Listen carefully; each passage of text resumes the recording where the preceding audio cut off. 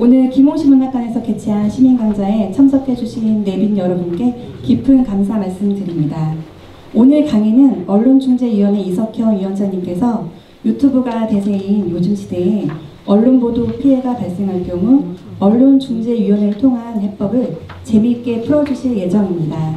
우선 시작하기에 앞서 소지하신 핸드폰을 꺼주시거나 지금 바로 진동으로 바꿔주시고요. 내빈 및 강사 및 소개는 저희 김홍신 작가님께서 나오셔서 해주시겠습니다. 현대의 그 언론 피해가 굉장히 많습니다. 그리고 유튜브나 카카오톡뿐만이 아니고 모든 것들을 통해서 많은 사람들이 가슴앓이를 많이 하고 있어요. 옛날 같지 않습니다. 그래서 이른바 여러분이 잘 아는 분들이 스스로 몸을 망가뜨릴 정도로 괴로움을 당하는 경우가 굉장히 많습니다. 저도 사실은 우리 이석형 위원장님 도움을 받았는데 저도 가짜 뉴스에 하도 여러 번 당해서 제가 도움을 청한 적도 있고 또 도와주셔서 해결된 부분도 있습니다. 그래서 여기 시간을 더 많이 드리기 위해서 여기 이쪽에 보면은 이석형 위원장님을 간단히 소개를 했습니다. 역할을 참 많이 하셨는데 일부를 이렇게 간단히 준비를 했습니다. 그거를 참고해 주시고 오늘 말씀을 듣고 후반부에 아마 여러분들은 이걸 느끼실 거예요. 사람다운 사람이 얼마나 아름다운가 하는 것을 시를 통해서 이것은 동물은 할 수가 없어요. 그 다음에 아름답지 않은 사람도 할 수가 없습니다. 가장 아름답고 향기 나는 사람만이 아름답고 향기 나는 시와 언어와 영혼의 찬란함을 함께 나눌 수가 있습니다.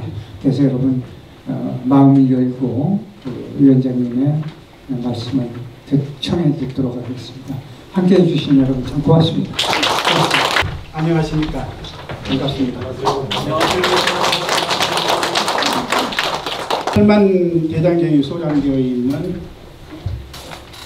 법보전이라는 건물이 있습니다. 여기 주변에는 이러한 글이 씌어 있습니다. 원각도량 하철이요. 깨달음에 행복한 세상은 어딘가요? 현금생사 즉시라. 현금생사 즉시라. 지금 바로 당신이 서 있는 이곳. 영어에는 또 present is the present of God. 지금은 신의 선물이라는 말이 있습니다. 그래서 프레젠트에는 지금과 선물이라는 두 가지의 의미를 가지고 있는 것 같습니다. 우리는 지금 이처럼 소중한 시간을 함께하고 있습니다. 여러분 동의하시면 큰 박수 한번 해주세요.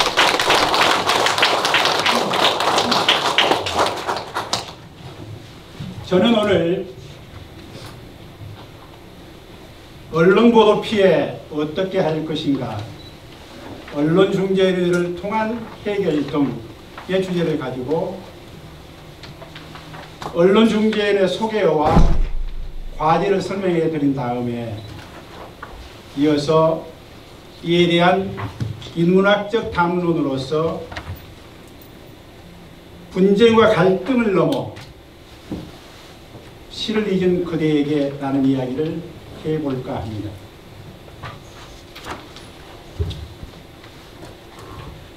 우리 동양에는 천부소지 무병이 살아. 천사람이 손가락질을 하면 병이 없어도 죽는다라는 속담이 있습니다. 오늘날을 비유해보면은 언론의 무차별적인 비판적인 보도, 그것이 천 사람의 손가락질이라고 생각을 합니다. 여러분은 최근에 배우 이성균의 갑작스런 죽음을 기억하실 겁니다. 그 배우가 마약과 관련된 수사를 받은 것이 원인일 수 있겠으나 사실은 언론의 무차별적인 비판적인 보도가 바로 죽음을 이르게 한 것이라고 말할 수 있습니다. 노무현 대통령의 갑작스런 죽음도 박원순 시장의 갑작스런 죽음도 사실은 언론의 무차별적 10중 포화가 바로 죽음을 이르게 하는 원인입니다. 만약 이성균 배우가 조용히 수사를 받았다면 아마도 바로 죽음을 선택하지는 않았을 것입니다. 이와 같이 언론은 막강합니다. 언론 보도 피해와 분쟁은 나날이 급증하고 있습니다. 최근에 어느 논문에서 밝힌 바는 언론 보도 피해로 인한 사회적 비용이 50조 원에 이른다고 말하고 있습니다. 참다 못해서 소송적 방법을 택하는 경우가 지금은 한 해에도 4천 수백 건에 이르고 있습니다. 그 중에서 90%를 언론중재위원회가 담당하고 있습니다. 그래서 언론중재위원회를 좀 소개를 하겠습니다. 우리 언론중재위원회는 1981년 3월에 설립되었습니다.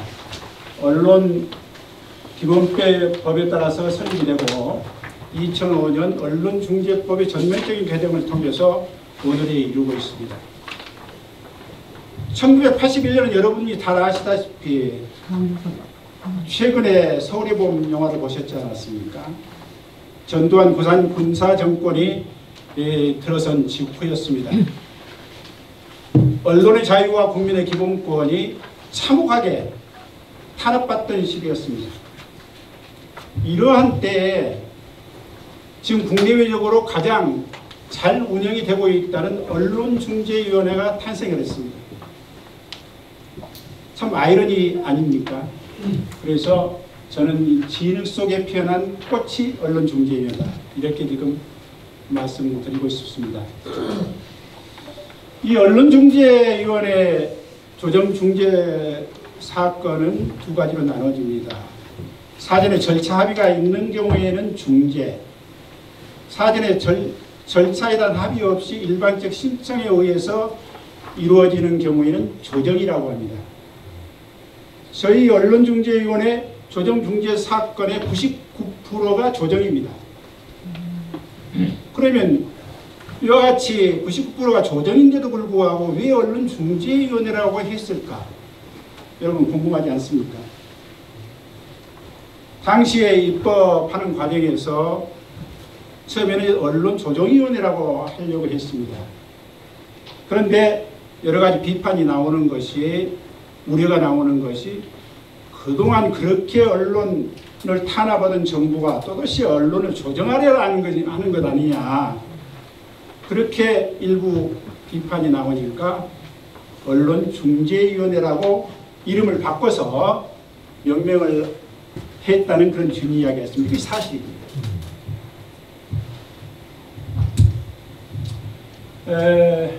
언론 보도 피해 사건은 그래서 언론중재위원회가 해주시는데, 예. 얘는 전부 법원 소송을 통해서 이루어졌습니다. 시간, 노력, 비용 1년, 2년, 3년, 그리고 인지대, 소속 변호사 비용, 이런 게 엄청나 들고 그 기간 동안에 갖는 스트레스, 이런 것을 따지면 말할 수 없죠. 그런데 언론중재위원회가 생기고 난 이후에는 거의 90%가 점차적으로 언론중재위원회를 통해서 해결되기 때문에 획기적인 변화가 일어난 겁니다. 거의 한 달 내에 이루어집니다. 인지대가 없습니다. 거의 변호사 없이 이루어집니다.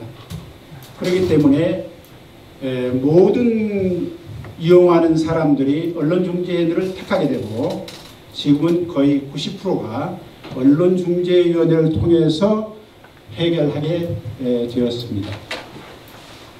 저희 언론중재위원회 구성에 대해서 가볍게 좀 설명을 드리면, 중재위원 90명으로 구성되는 언론중재위원회 총회가 있습니다. 90명의 중재위원 정부로부터 임명을 받습니다. 그리고 조정중재 사건을 다루는 중재부가 18개 있습니다. 그 중에서 8개가 서울에 있고 10개가 각 지방 대도시에 1개씩, 이 논산을 관할하는 곳은 대전중재부입니다. 이렇게 있습니다. 거기에서 각 중재부는 5명으로 구성이 되는데요. 18개니까 90명이니까 50명이죠. 저도 그 중에 원어브 댐입니다. 중재부장은 차관급인 고등법원 부장판사급이 한 10명, 그리고 지방법원의 중진부장판사, 현직 부장판사들이 8명, 이렇게 나와서 직접 조정중재 심의를 합니다. 그리고 나머지 5분의 4는 전직 언론인 간부, 그리고 언론학 교수, 법학 교수, 그리고 변호사, 이렇게 해서 구성이 됩니다. 이건 법원의 어떤 재판부보다도 정말 학식과 경험이 출중한, 다양하게 갖춘 환상적인 어떤 구성이다, 이런 평가를 받습니다. 사무처는 사무총장을 비롯해서 한 110명 이렇게 구성이 되어 있고요.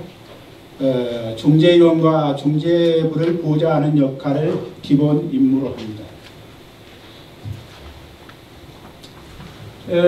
언론중재의 주요 업무를 말씀을 드리면, 아까 조정중재, 언론보도 분쟁 사건을 다루는 중재, 조정중재가 있고, 그리고 사생활 침해, 자살보도 사건 또는 성피해보도 사건, 이런 사건에 대해서, 침해보도에 대해서 시정공고를 하는 업무가 있고, 공직선거 기간 동안에 선거의 공정성을 해하는 기사에 대해서 제재를 가하는 선거기사 심의 업무가 있습니다. 조정심의 절차는 신청서가 접수되면 바로 그 다음 주에 기일이 정해집니다. 그리고 심리 전에는 저희 사무직원이 전부 그 내용과 준비서면 이런 걸 검토해서 정리를 하고요. 심리 당일에는 거의 일주일 만에 거의 들어갑니다. 그래서 심리 당일에는 한 30분 내지 1시간 이내에 심리가 종결되고 거의 결정을 하게 됩니다. 그리고 결정이 되면, 이건 합의가 되면 조정저서가 작성이 되는데, 이건 확정 판결과 동일한 효력이 발생합니다. 그래서 언론중재위원회 조정중재 사건은 거의 20일을 넘지 않고 길어도 한 달 내에 종결이 됩니다. 그래서 법원으로 가는 경우에 비해서 엄청난, 말하자면 편의성이 있는 것이죠. 저희들이 심리실 풍경을 이렇게 조금 내놨습니다. 저 가운데 있는 중재부장, 현직 부장판사고요. 중재위원 4분이 있고, 신청인, 언론보도 피해를 주장하는 신청인이 있고, 언론사가 있고, 사실은 언론사는 우리 한성일 국장님도 계시지만은 별로 정치권이나 이런 데 좀 두려워하지 않습니다. 그러나 언론중재위원회는 좀 굉장히 껄끄럽게 생각을 하고 오는 것을 조금 싫어하죠. 그러나 언제나 이 사건의 한 당사자는 언론사의 당의 책임자이기 때문에 언론사 조정중재 사건에 몇 번 불려와야 제대로 된 기자가 된다라는 이야기가 있습니다. 맞습니까? 네. 조정이 성립이 되면은 확정 판결과 같은 효력이 생기고요. 조정 서로 합의가 안 되면은 다시 법원에다 소송을 제기를 해야 됩니다. 그리고 이제 당사자가 합의가 안 되는 경우라도 중재부가 이 사건은 직권으로 결정할 수 있다 싶으면 직권 결정을 합니다. 그런데 이 직권 결정에서 불복을 하면 법원으로 다시 넘어가는데요. 직권 결정을 하면 현실적으로 거의 양 쌍방이 그의 승복을 하는 것이 사실입니다.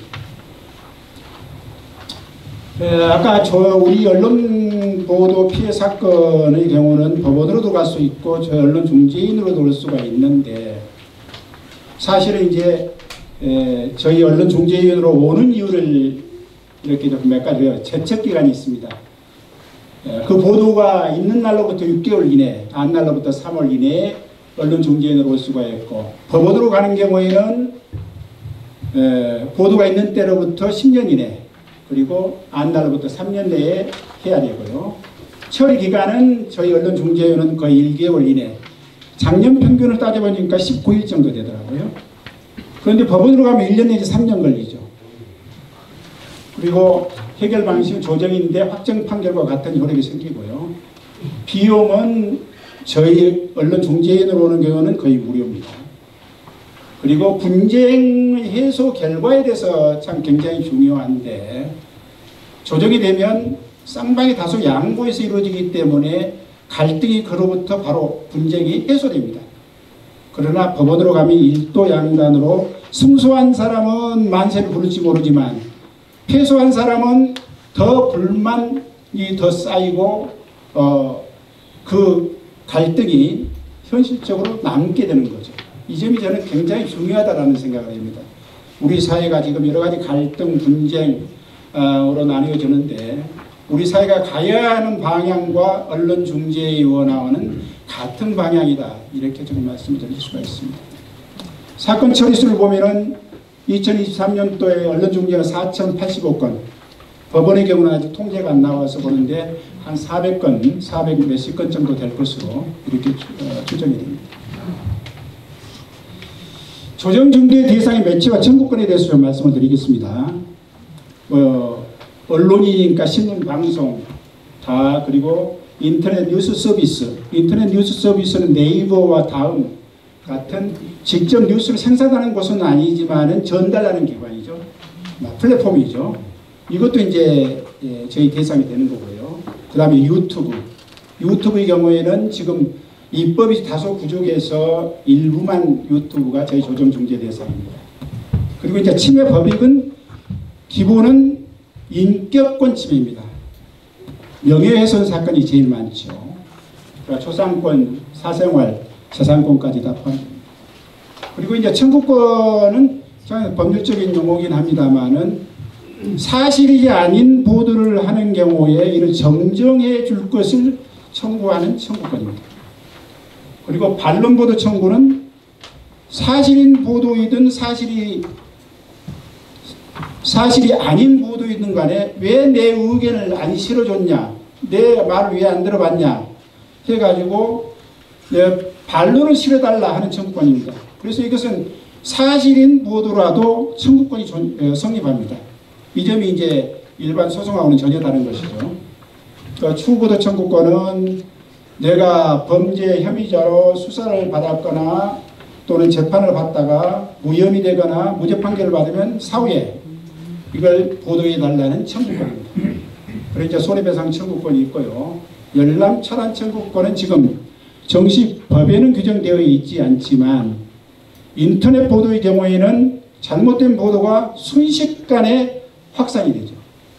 그래서 조정이 성립되더라도 그 잘못된 보도가 그냥 순식간에 무한대로 확산이 되기 때문에 이것을 일반 독자들이 열람할 수 없도록 볼 수 없도록 차단, 커튼을 쳐달라는 청구권입니다.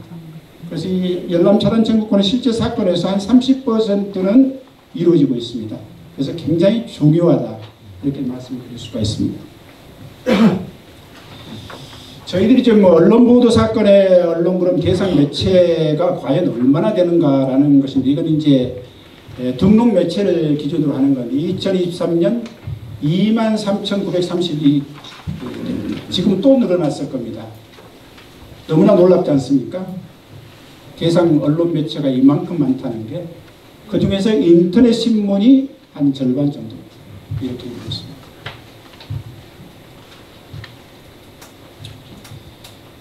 이제 조정 사례 몇 개를 한번 좀 여러분에게 좀 소개를 해보겠습니다. 호남토대 2023년 9월 기사인데요. 이건 명예훼손 정정보도 청구 사건입니다. 그 보도 내용은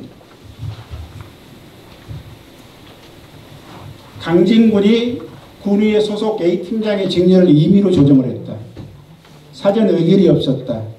승진서열이 56위에 불과했음에도 승진이 됐다. 이런 내용으로 보도를 했습니다.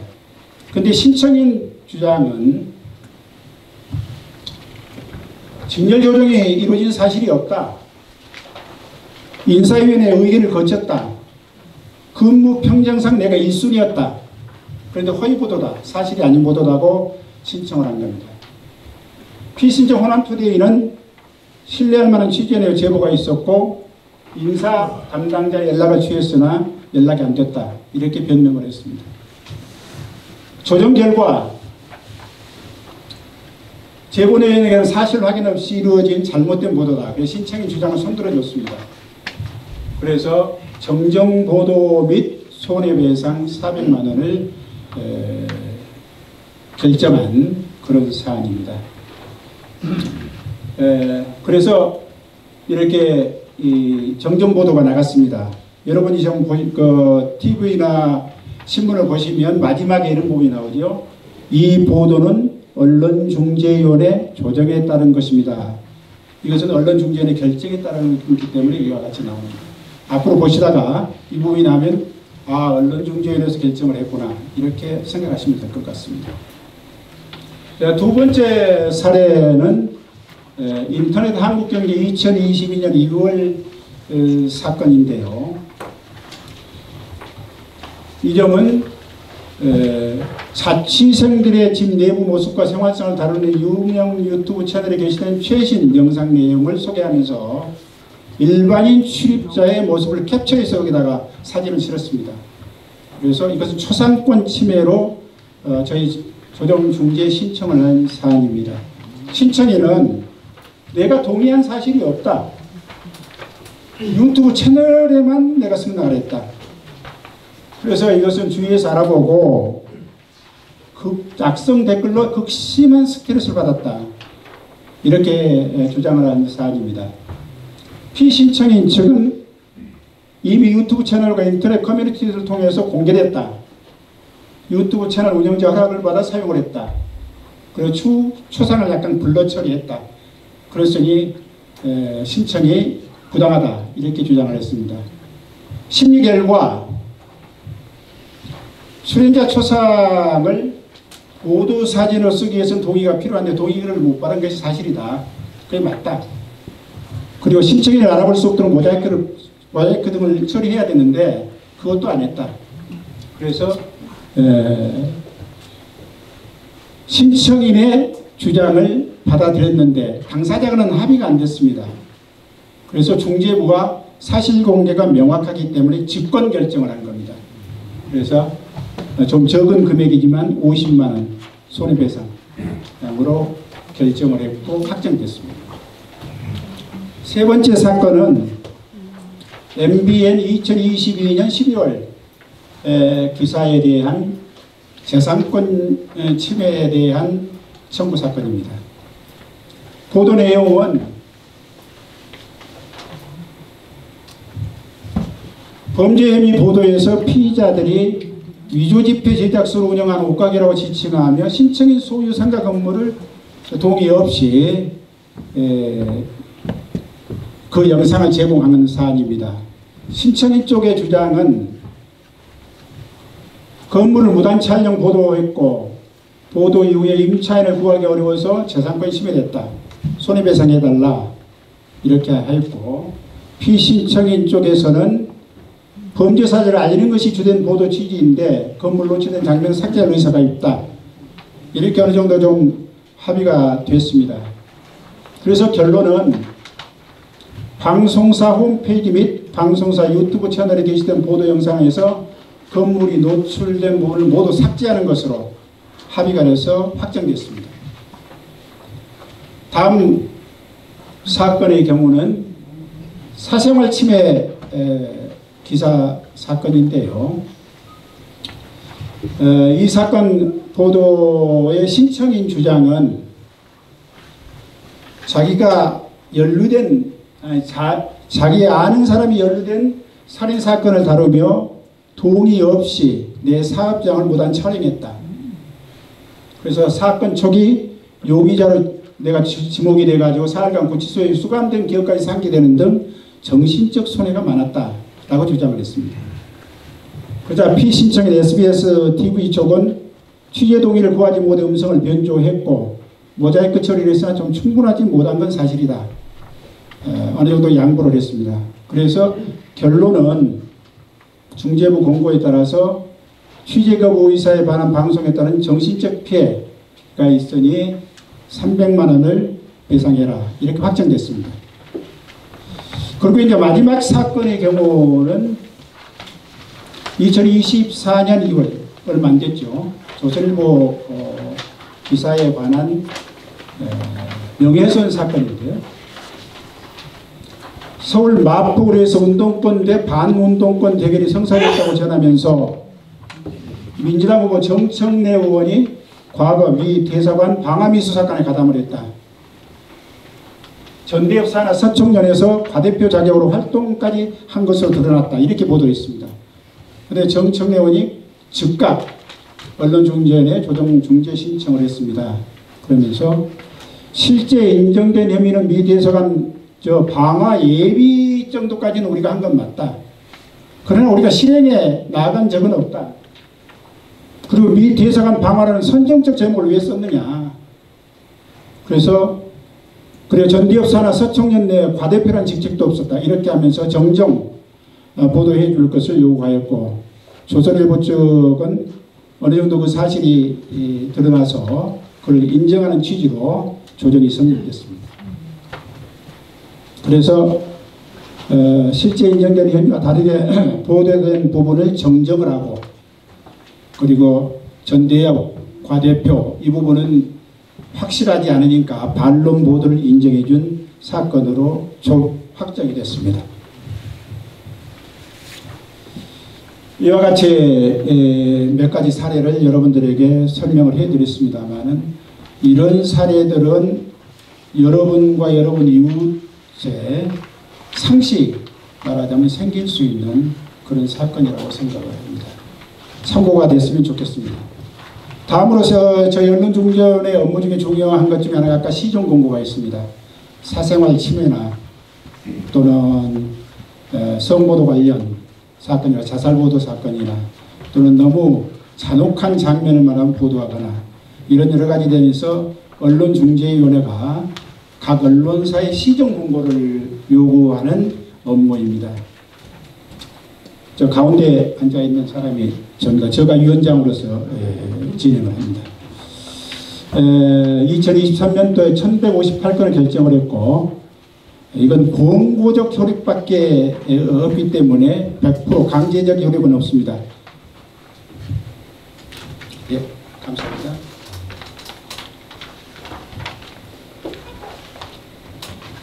그러나 대체적으로 잘 수용해 주는 편입니다. 65.1% 정도 수용을 했는데 특히 인터넷 신문이 굉장히 이런 공고 대상이 많이 되는데 여기에도 저렇게 시정 공고를 해도 안 듣는 인터넷 신문사가 꼭 몇 채 있습니다. 매번 위반을 하고 매번 좀 듣지 않고 이런 인터넷 신문사가 있어서 퍼센티지가 80% 90% 올라가지 못하고 있습니다. 이 시정공고 사례를 한 가지 말씀을 드리면 이태원 참사 잘 아시죠? 155명의 명단을 인터넷 신문 민들레가 그냥 공개를 했습니다. 그런데 대부분 유족의 동의를 받지 않고 공개를 했어요. 그래서 유족에서도 많이 이에 대해서 항의를 하고 했던 사안인데 저희 언론중재위원회가 시정공고를 했습니다.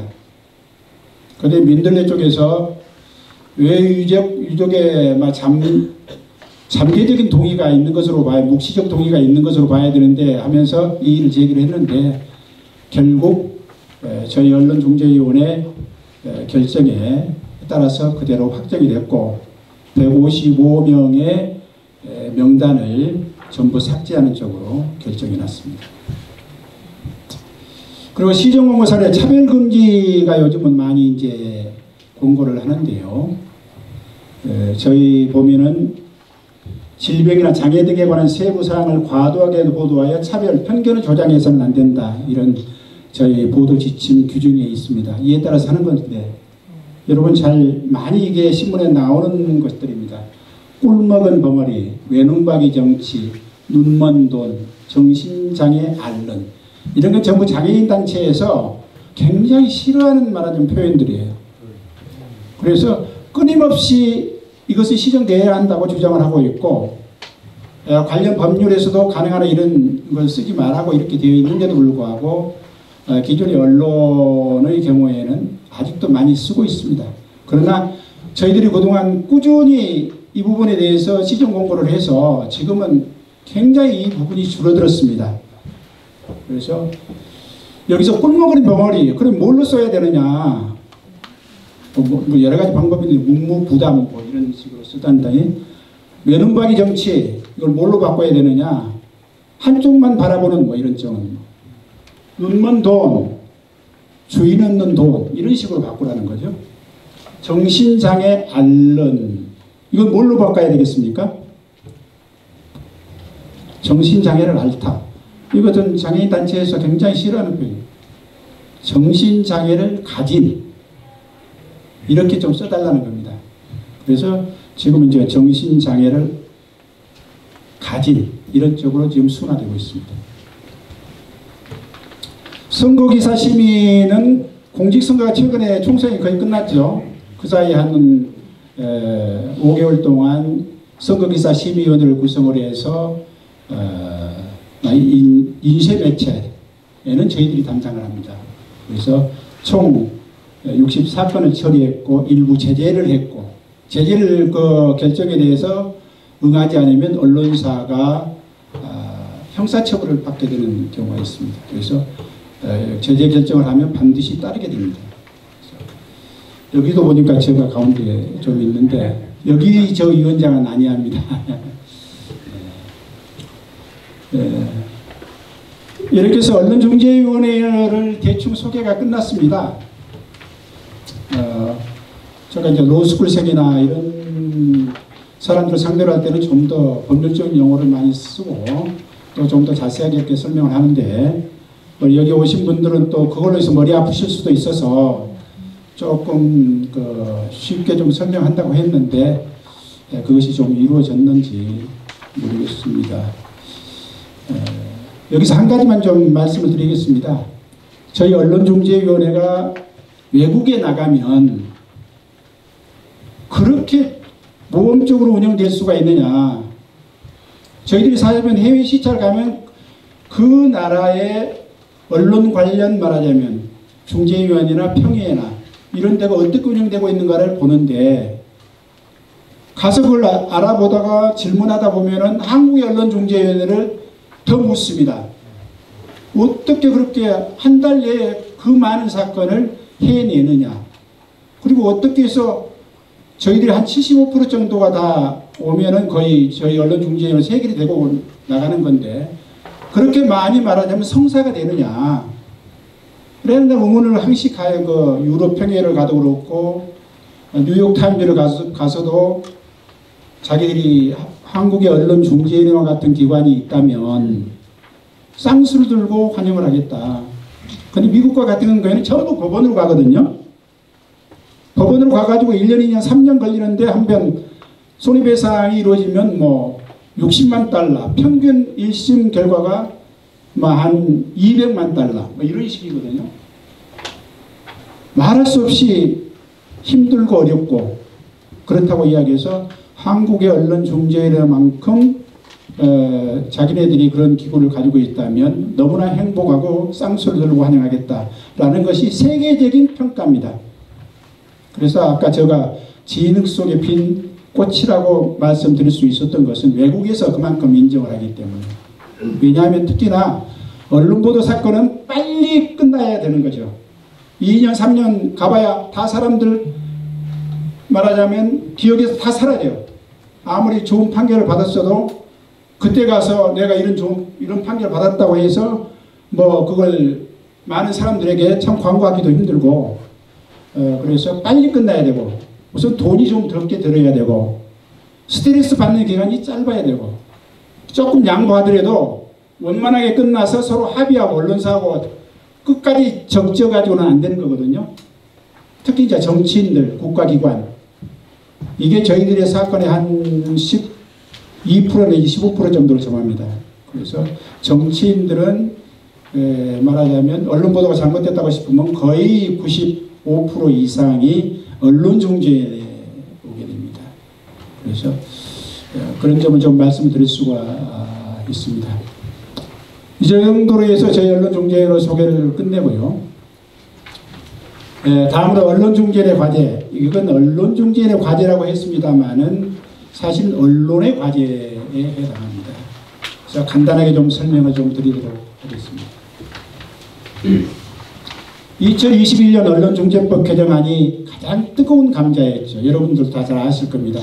모든 언론기관 단체들이 나서가지고 언론중재법 개정안에 대해서 반대를 했죠. 그런데 국민 한 70%는 다 찬성을 했는데 결국 본회의 직전에 특별위원회 구성돼가지고 아직도 통과되지 않고 있습니다. 이번 국회가 끝나면 이제 폐기되는 소식. 다음 국회가 가서 다시 논의되어야 될 그런 사안으로 지금 보류되어 있는 사안입니다. 저희 언론중재위원회 아까 말씀드린 90명이라고 했지 않았습니까? 사건은 엄청나게 많아서 지금 벅찹니다. 그래서 한 120명 정도는 늘려야 됩니다. 그런데 법에 딱 90명 이하 이렇게 되어 있기 때문에 더 늘리지는 못하고 있습니다. 그래서 60명 내지 120명으로 늘린다 하는 것에는 여야 아무런 이견이 없습니다. 그 다음에 아까 열람 차단 청구권, 인터넷 언론 보도의 경우에는 끊임없이 신속하게 확산되기 때문에 이를 빨리 차단해야 된다라는 것인데 이 부분은 다소 언론 유관단체들이 좀 오해를 해가지고 조정 신청만 되면 열람 차단이 되는 것으로 오해를 해가지고 한나라당 국민의힘 쪽에서 반대를 했고 언론 단체에서도 좀 반대를 하는 사안인데 실제로는 아무 문제가 없습니다. 조정이 성립돼야만 열람 차단이 되는 것이기 때문에 아무런 문제가 없는 사안입니다. 징벌적 손해배상자가 이제 제일 뜨거운 감자인데 지금은 이제 이 개정안이 실제 손해보다도 5배 정도 이내에서는 징벌적 손해배상액을 정하자 이렇게 법에 정하자고 한 것인데 이것도 언론 기관 단체들이 이건 엄청나게 반대를 하기 때문에 다 아우성으로 반대하기 때문에 통과되기가 조금 어려운 점이고요. 우리가 형사법상에 지금 명예훼손죄가 있지 않습니까? 이런 거다가 사실 종합적으로 고려해서 해야 될 사안이기 때문에 저희 위원장 개인 입장에서는 종합적 장기적으로 우리가 이것은 입법 노력을 해야 되는 사안이라고 제가 주장을 했었습니다. 그런데 민주당 쪽에서 그때 빨리 할 수 있다고 해가지고 했던 건데 결국 안 되고 만 거죠. 그래서 이것은 장기적 과제라고 생각을 해야 됩니다. 그리고 이제 포털, 가장 지배적인 뉴스 소비창구 포털을 이야기를 하는데요. 네이버 다음 구글, 이것은 실제로 뉴스를 생산하는 말하자면 기업은 아니지 않습니까? 뉴스를 말하자면 전달해주는 플랫폼 역할만 하는 거죠. 그래서 실제는 그런데 언론사들이 네이버나 이 다음이나 구글 이 플랫폼에 대해서 목을 맵니다.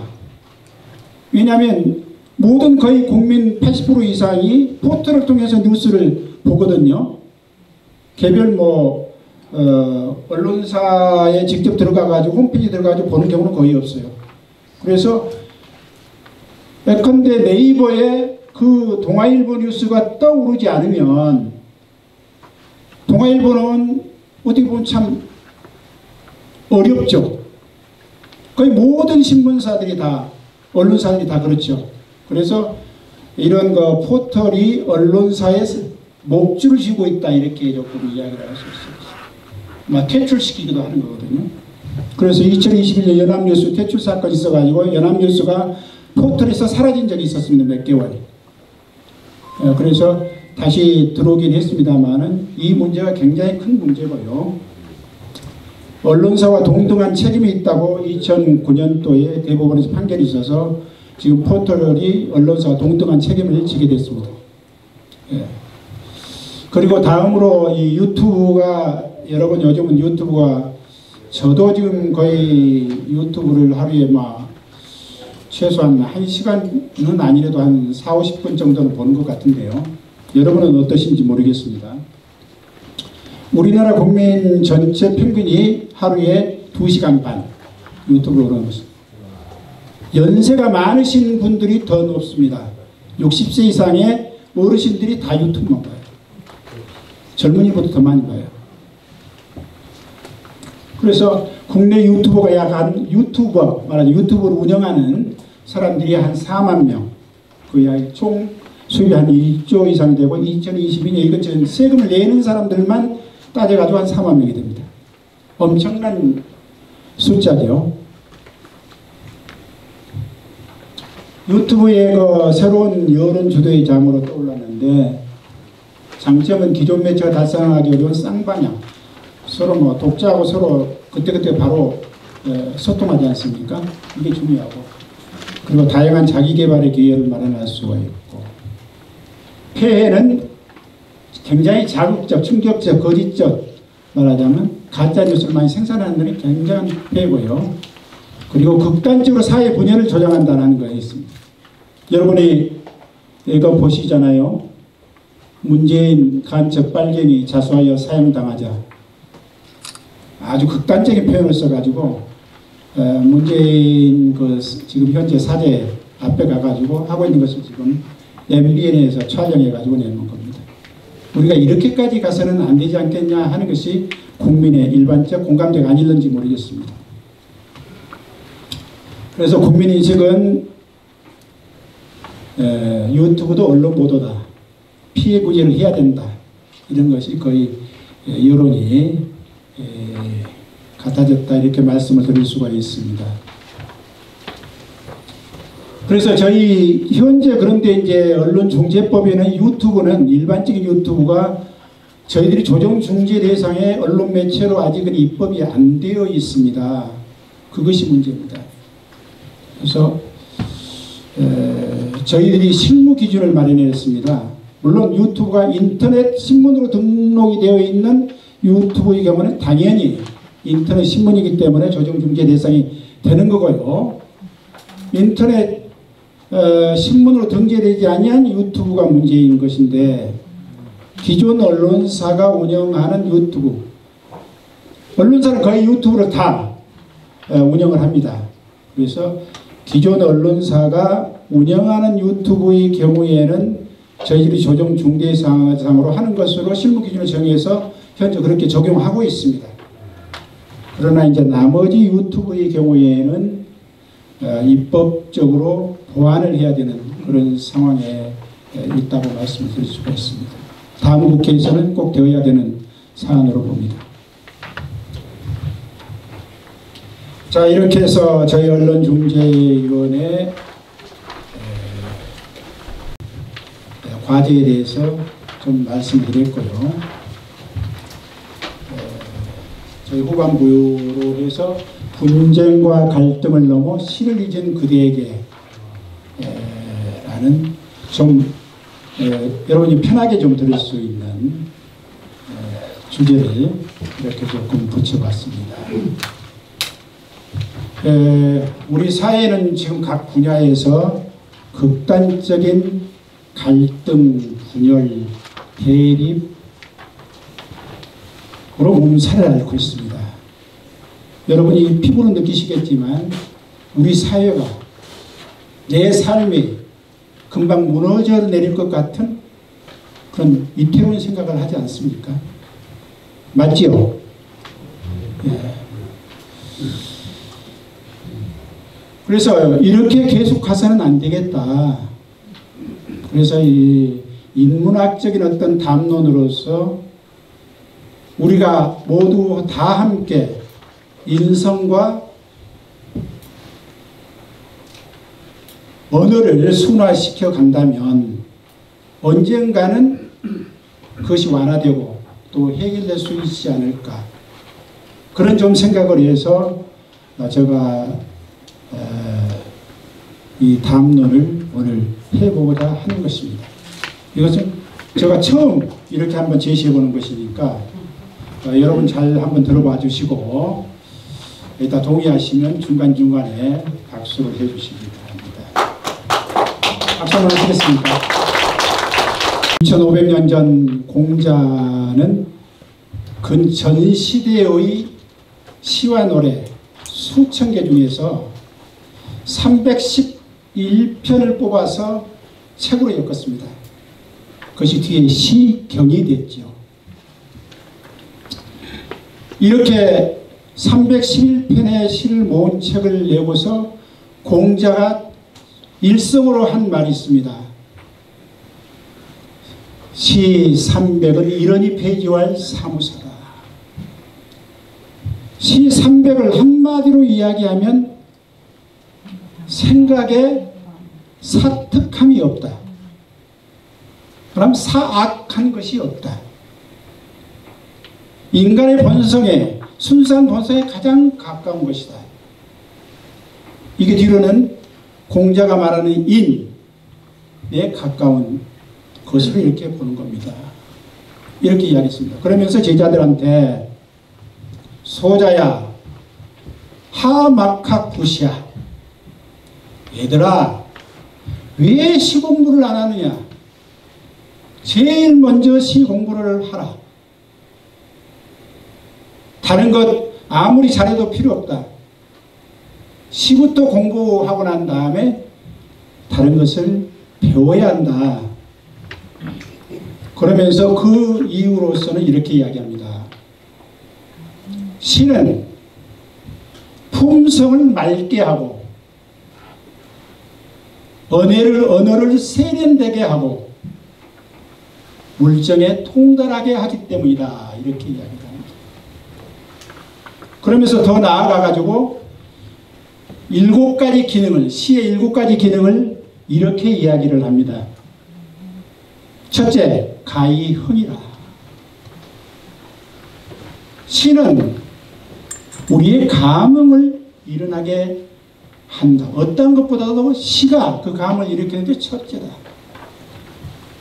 두 번째로는 가이관이라.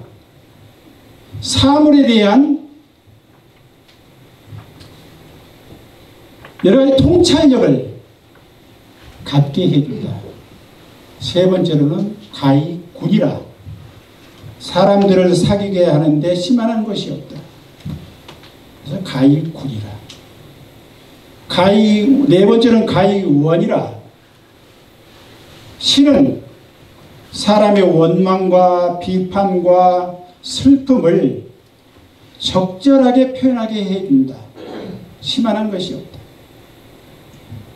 다섯 번째로는 이지사부라. 가까이로는 부모를 잘 섬기게 하고, 여섯 번째로는 나라와 임금을 잘 섬기게 하여준다. 그리고 마지막으로는 다시거 초목지명녀라. 조수 초목지명녀라. 새와 짐승과 풀과 나무의 이름을 잘 알게 해주고 그들과 소통하게 할 수 있기 때문이다. 이렇게 이야기하면서 시공부를 할 것을 독려를 했고, 지금도 육경을 이야기하면 시경이 첫째로 칩니다. 시부터 공부해야 됩니다.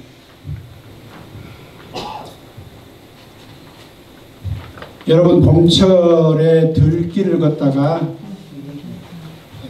겸손한 마음을 가지고 관심을 가지고 고개를 숙여 들여다보면 눈에 들어오는 꽃이 있습니다. 겸손과 순수한 사랑의 꽃말을 가진 제비꽃이죠.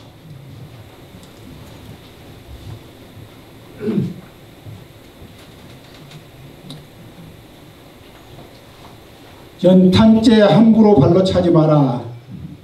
너는 누구에게 한 번이라도 뜨거운 사람이었느냐? 라고 절규하듯 시를 한 안도연 시인은 제비꽃에 대하여 이렇게 노래합니다. 제비꽃을 알아도 봄은 오고 제비꽃을 몰라도 봄은 간다.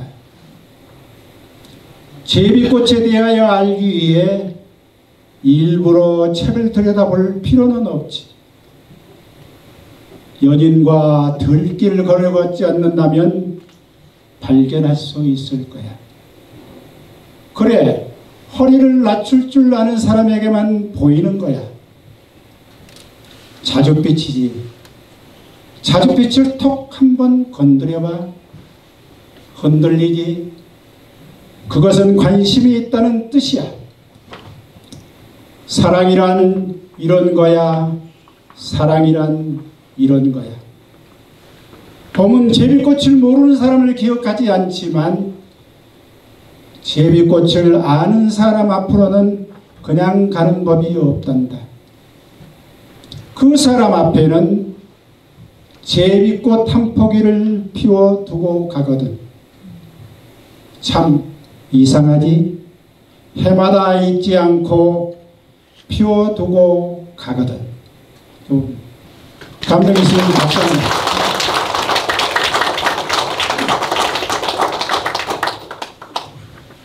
중국 당나라 때 뛰어난 시인들이 몇이 있죠. 그 중에서 백거이라는 시인이 있습니다. 여러분이 잘 아시는 중국의 4대 미녀 중에 한 사람이 누구라고 그러셨죠? 가장 유명한 현종과 사랑을 나누었던 양귀비. 양귀비에 대한 장안가를 처음 쓴 자가 백거입니다. 그래서 일약 하루아침에 당나라 유명한 시인의 반열에 오른 사람입니다. 백거이는 시에 대해서 이렇게 이야기를 합니다. 육경을 말한다면 시경이 어뜸이다. 육경이라면 시서역, 애약, 춘추 이것을 이야기합니다. 성인은 사람의 마음을 감화시켜 천하를 화평케 한다. 정치의 분야입니다. 사람을 감화시키는 데에는 정보다도 앞선 것이 없고 말보다도 먼저인 것이 없고 소리보다도 절실한 것이 없고 뜻보다도 깊은 것이 없다. 시는 정을 뿌리로 삼고 말을 싹으로 하며 소리를 꽃으로 하고 뜻을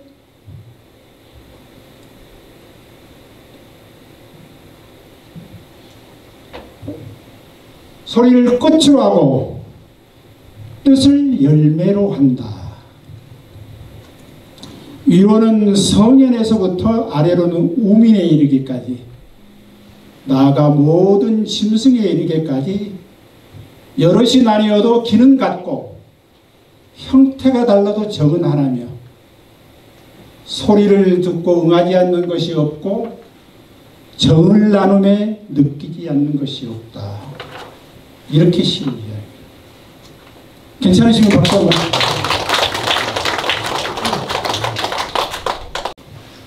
여러분 2조 9대 왕이신 성종대왕을 잘 아시죠? 성종대왕조 때는 문물이 왕성하고 국태민안했던 시대라고 이야기를 하죠. 성종 스스로도 선정을 베풀고 문외의 깊은 조예를 가지고 있었다고 알려져 있습니다. 어느 날 아끼는 신하인 유호인이 고향에 노부모를 모시기 위해서 사직한다고 말하니까 안타까워하면서 주연을 베풀고 시를 지어 이야기합니다. 매우 아쉽고 안타까운 내용을 담고 있죠. 이토록 짧은 시조에 이렇게 빛나는 말하자면 감정을 넣을 수 있는가? 저는 항상 그 시를 보면 그 시조를 생각하면서 그런 생각을 해봅니다. 있으렴 부디 갈다 아니 가든 못하소냐. 무단히 내 싫더냐 남의 말을 들었는가. 그래도 하에 닳거나 가는 뜻을 일러라. 이런 시입니다. 박수 한번 주세요.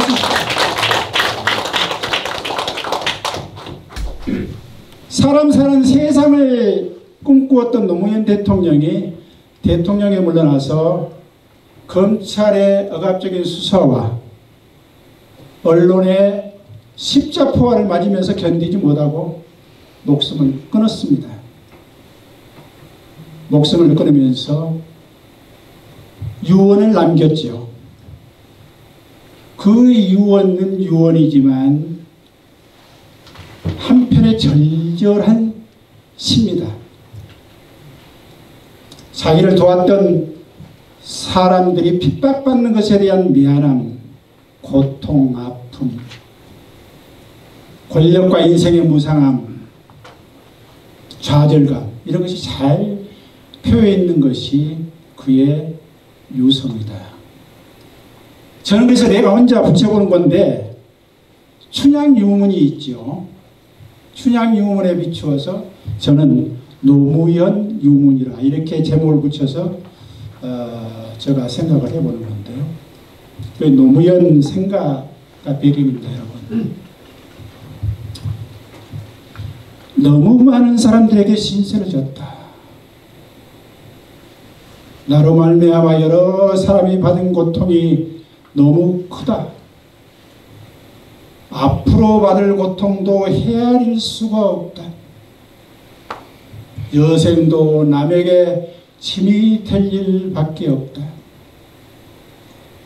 건강이 좋지 않아 아무것도 할 수가 없다. 책을 읽을 수도 없고 글을 쓸 수도 없다. 너무 슬퍼하지 마라. 삶과 죽음이 자연의 한 조각 아니겠는가. 미안해하지 마라. 아무도 원망하지 마라. 운명이다. 화장해라. 그리고 집 가까운 곳에 작은 비석 하나만 세워라. 오래된 생각이다. 괜찮으시면 좀 눈물 나지 않습니까?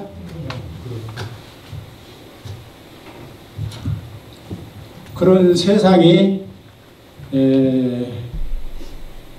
우리 김홍신 작가님이 말씀하신 표방했던 장총찬의 그 매서운 바람이 이 세상의 낡은 틀과 때를 다 걷고 보통 사람들이 전방 행복하게 사는 오손도손 평안하게 사는 그런 세상을 위해서 김홍신 작가의 김홍신 문학관이 춘풍, 훈풍이 되어서 이 세상을 밝고 아름답게 가꿔줬으면 좋겠다는 생각을 해봅니다.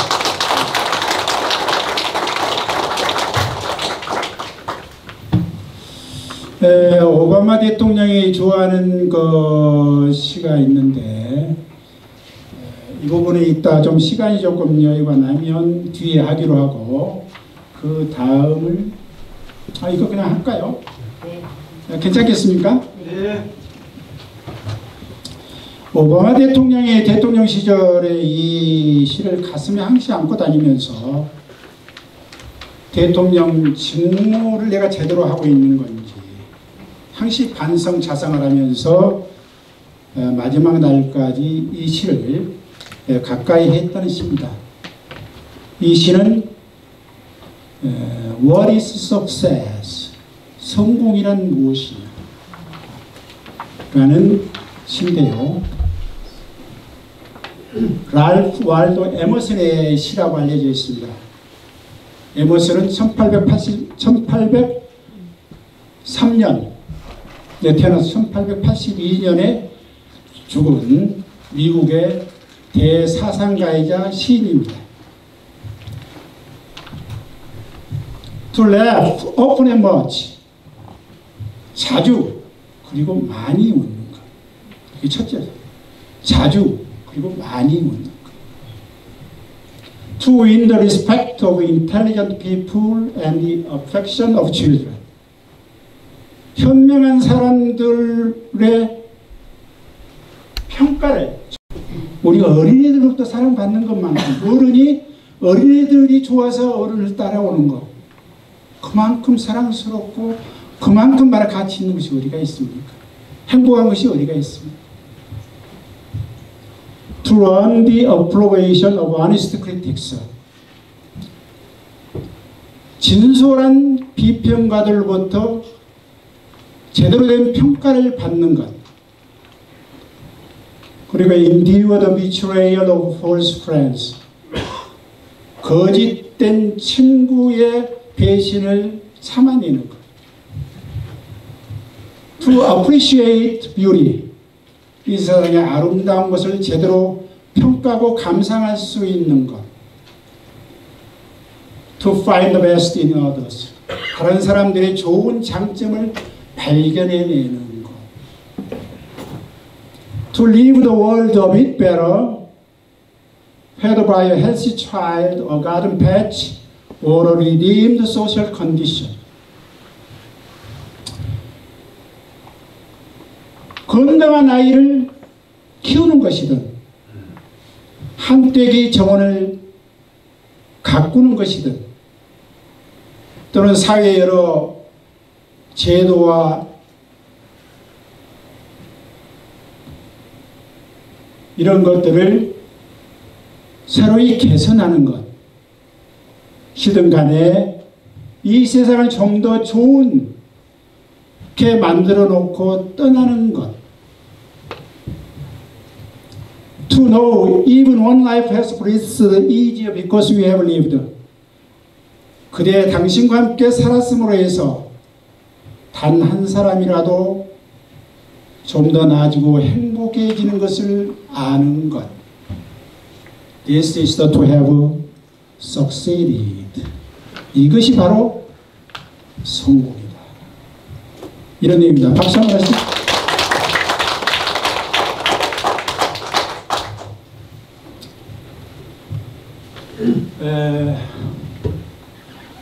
새는 날아가면서 뒤돌아보지 않는다 라고 유시화 시인은 갈파를 했죠. 유시화 시인의 그 문학론, 아주 짧은 문장인데요. 제가 가슴에 와닿아서 좀 외우고 있습니다. 이렇게 말합니다. 문학은 은유다. 여러분 은유 아시죠? 은유. 문법과 같이 직설화법이든 직유법 또는 어떤 걸 암시하면서 어떤 주제를 말하자면 표현하는 것, 또는 풍유법, 의태법, 의성법 이런 것을 다 통틀어 은유법이라고 하죠. 직설적으로 표현하지 않는 거죠. 문학은 은유다. 은유로 말하는 것이 시고 문학이다. 은유는 겹겹이 다양한 빛깔과 향기와 의미를 가지고 있다. 해석에 따라 의미가 달라진다. 이것이 문학이 가진 깊이이고 울림이고 공감력이다. 직설적인 표현과 구호가 지배하는 사회에는 획일적이고 공격적이고 대결적이다. 은유가 사라진 사회는 출애질이 불행하고 슬프다. 비극이고 불행하다. 은유가 사라진 사이의 지도자는 직설적이고 선동적인 구호와 돌직구의 언어로서 사람들을 열광케 하려 한다. 실제 열광케 한 경우가 적지 않다. 그러므로 시인과 작가들은 동참해서는 아니 된다. 은유는 불꽃이고 철쭉의 불금이며 강의 물결이다. 인간 본연의 마음과 영혼의 세계는 은유로 가득 차 있다. 은유로 가득 찬 마음과 영혼은 공감의 샘터요 사랑의 원천이다. 박수 한번 하시겠습니다. 이혜인서의 수녀는 수녀이자 시인입니다. 그러나 인간의 본성은 수녀이든 시인이든 같습니다. 다를 수가 없습니다. 사랑하는 사람의 그 황홀한 감정과 행복감을 이렇게 표현할 수가 있을까? 저는 이 시를 읽으면서 그런 생각을 했습니다. 이혜인 수녀님의 황홀한 고백이라는 시가 있습니다. 사랑한다는 말은 가시덤불 속에 핀 하얀 찔레꽃의 한숨 같은 것. 내가 당신을 사랑한다는 말은 한 자락 바람결에도 문득 흔들리는 나뭇가지. 당신이 나를 사랑한다는 말은 무수한 별들이 한꺼번에 쏟아지는 거대한 밤하늘. 어둠 속에서도 환히 얼굴이 빛나고 절망 속에서도 키가 크는 한마디 말. 얼마나 놀랍고 황홀한 고백인가. 우리가 서로 사랑한다는 말은. 괜찮으시면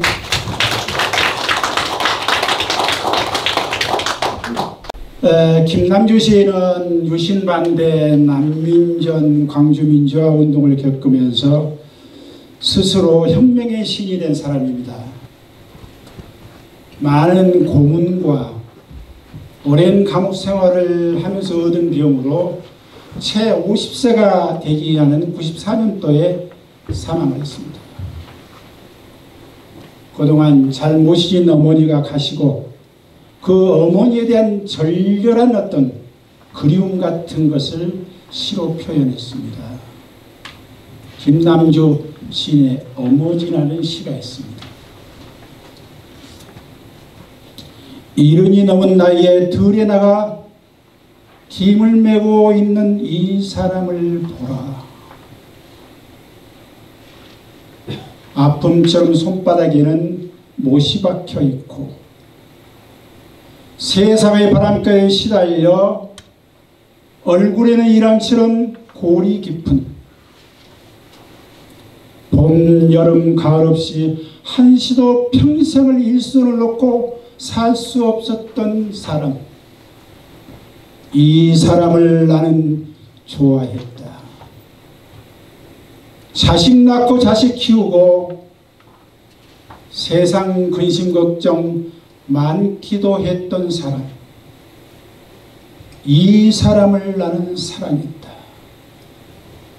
나의 살이고 나의 뼈고 나의 피고 나의 뼈였던 사람.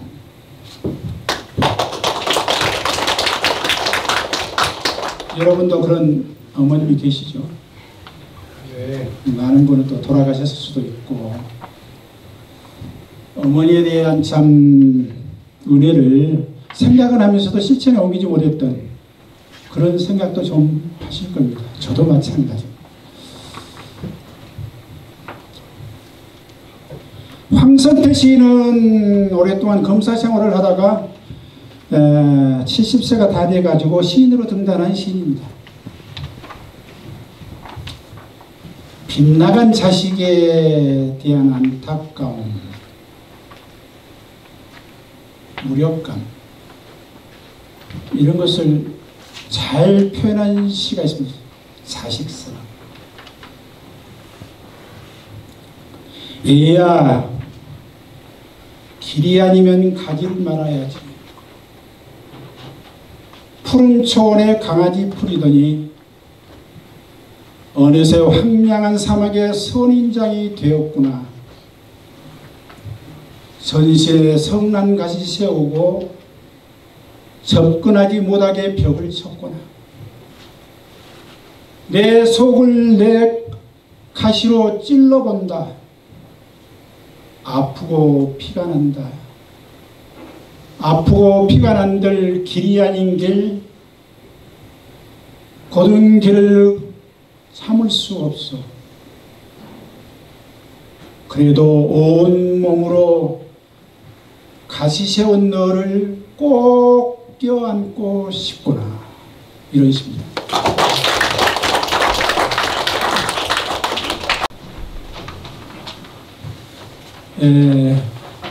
아까 안도현 시를 잠시 조금 이야기를 했는데요.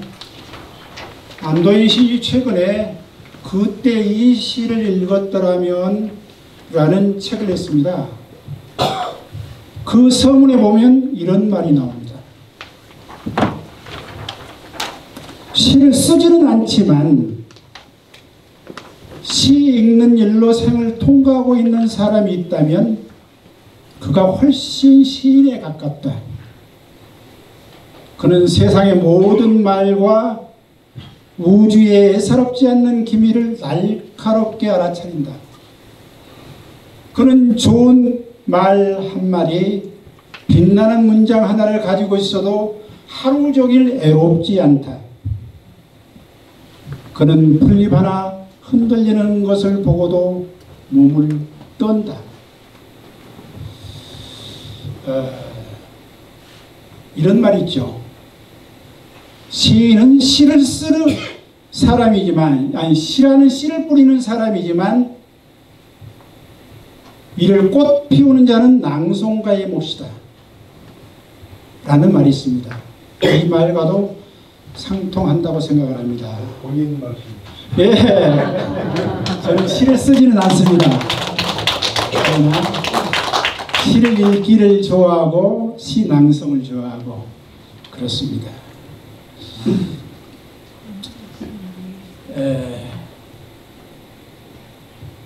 지금부터 10년 전 엊그제 10주년이었는데요. 진도 앞바다 깊은 물속에 배 안에 갇혀 나오지 못한 어린 학생들이 있었죠.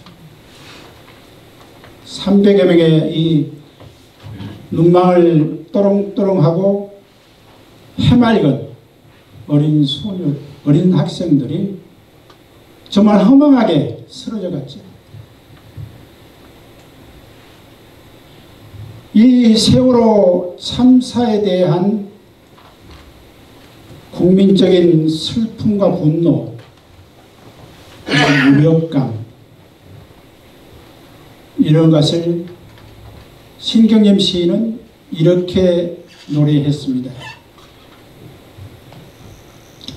남쪽 바다에서 들려오는 비통한 소식, 수백 명 아이들이 깊은 물속 배 안에 갇혀 나오지 못한다는, 온 국민이 눈물과 분노로 범벅이 되어 있는데도 나는 고작 떨어진 꽃잎들을 물끄러미 바라볼 뿐. 이런 식입니다. 우리 대부분의 국민들이 아마 그랬을 거예요. 어디 가서 뭐 같이 거기 시에 참여하고 그렇지 않았지만 거의 대부분의 국민이 그 떨어진 꽃잎들을 물끄러미 바라보면서 멍하니 그렇게 있었을 것입니다. 저도 그 중에 한 사람이고 우리 김홍신 작가님도 아마 그러시지 않으셨나요?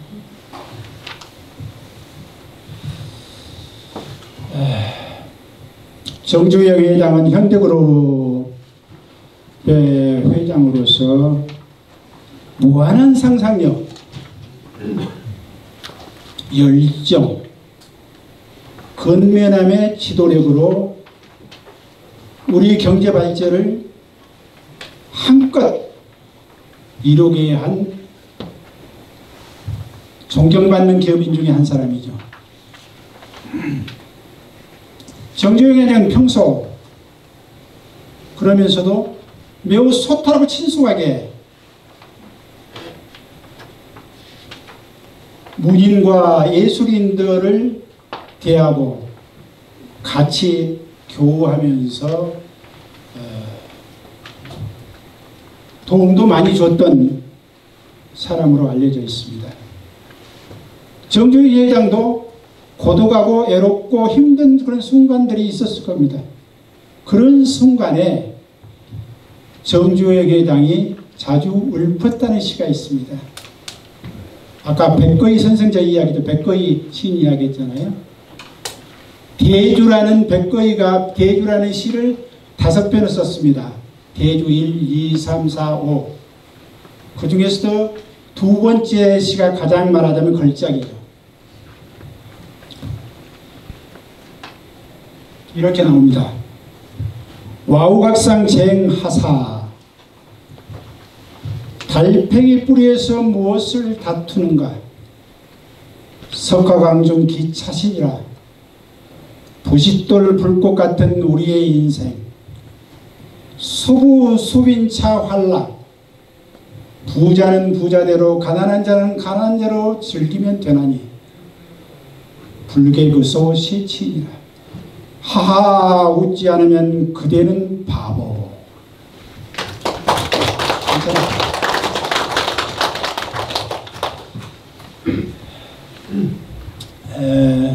제가 참 더 이렇게 여러분께서 호응이 좋으시니까 사실은 얼마간도 더 하고 싶은 생각이 없잖아 있지만 또 여러분들의 여러 가지 사정들이 있고 저도 조금 약간 피곤하기도 하고 그래서 마지막으로 말씀을 드리겠습니다. 때로는 어떤 시가 우리의 말하자면 인생관을 말하죠. 이야기해주는 시가 있고 내 평생의 좌우명이 될 시들이 있죠. 이 시는 이조 중기 때의 대문장가이자 유학자인 상촌 신음의 야한 집에 실려 있는 시입니다. 그래서 많은 사람들의 경우에는 상촌 신임의 시다 이렇게 이야기를 합니다. 그러나 제가 자세히 이렇게 체크해 보니까 그것은 아닌 것 같아요. 왜냐? 퇴계 선생의 평생의 좌우명이 된 시입니다. 이게 퇴계 이황 선생의 평생의 좌우명이 된 시거든요. 그런데 이황은 상촌 신보다도 그 이전 분이에요. 그 이전 분이니까 상촌 신임의 시가 아니라고 봐야 하는 것이죠. 그러나 대부분은 지금도 네이버 쳐보면 상촌 신임이 나옵니다. 뭐 그렇게 알아도 우리가 아마 별 상관하지 않지 않겠습니까? 그런 내용이 워낙 좋으니까요. 동천년로 항장구하고 오동나무는 천년을 묵어도 노랫가락이 잃지 않고 매 일생한 불매향이라 매화는 평생 춥게 지내도 향기를 팔지 않는다. 월도 전유 여 본질이요 달은 1000번 이지러져도 그 본질의 변함이 없고 유경백별 우신진이라 버드나무는 100번 꺾여도 또다시 가지를 낸다. 그런 제가 이 시를 굉장히 좋아합니다. 저의 나의 인생관여도 좋겠다라는 시여서 사실 로스쿨생들한테 제가 강의할 때는 꼭 이 시를 마지막에 해줍니다. 우리 여러분께서는 지금까지 어떠한 삶을 살아오셨는가, 또 앞으로는 어떠한 삶을 살아가실 것인지 제가 좀 궁금합니다. 저는 그렇게 생각을 합니다. 우리의 삶이란 것은 자기만의 어떤 독자적인 향기와 빛깔을 가지고 여유를 가지고 살면 된다. 그리고 아까 랄프 waldo 에머슨의 시처럼 누군가에게 좀 도움이 되는, 내가 이 세상에 살았음으로 해서 누군가가 조금이라도 좀 행복해지는 일을 했다면, 이 사회가 조금이라도 개선될 수 있었다면, 내 가까운 사람이 조금 더 편안하고 행복한 감을 느낄 수만 있다면, 그러면 성공한 사람 아니겠습니까? 거기에다가 자기의 독특한 빛깔과 향기를 가진, 그리고 여유를 가진 이런 삶을 살았다면 아마 후회 없는 삶을 살았다고 말할 수 있을 거라 생각을 합니다. 오늘 제 강의는 여기서 마치겠습니다. 감사합니다. 활동하실 수 있는 시가 과연 몇 편이나 되시는지 그것도 궁금하고요. 네. 이렇게 저희 이 작은 강의에 대해서 좋은 반응해 주시고 또 찬사해 주신 것에 대해 감사하게 생각합니다. 좀 더 여러분들에게 더 즐겁고 좋은 시간을 드리지 못했지 않았냐 하는 그런 좀 아쉬움도 좀 있고요. 다른 기회가 있으면 또 한번 여러분과 함께 시간을 같이 했으면 좋겠다는 생각을 합니다. 제가 지금 암송할 수 있는 시는 시인으로 치면 한 400여 명 정도 됩니다.